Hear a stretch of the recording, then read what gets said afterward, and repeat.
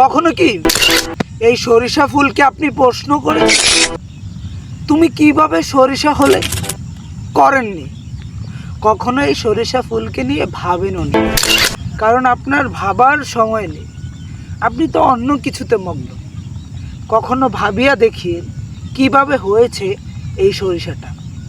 এই সরিষাটা হয় একটা মৌমাছি একটা পুরুষ ফুলে এসে মধু খায়, তারপরে আরেকটি মহিলা ফুলে মধু খায়। এই দুইটির পরাগমন হয়ে এই সরিষা হয়। এটাও আল্লাহর একটা কুদরত।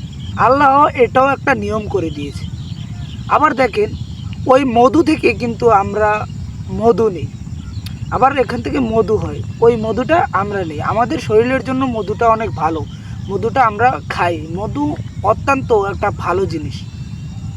বুঝেন আল্লাহ কীভাবে, কী সুন্দরভাবে, কী সুন্দর নিয়মে জিনিসটা করেছেন। ফুল থেকে মধু, মধু থেকে আবার আমরা সেটা মধুটা খাই।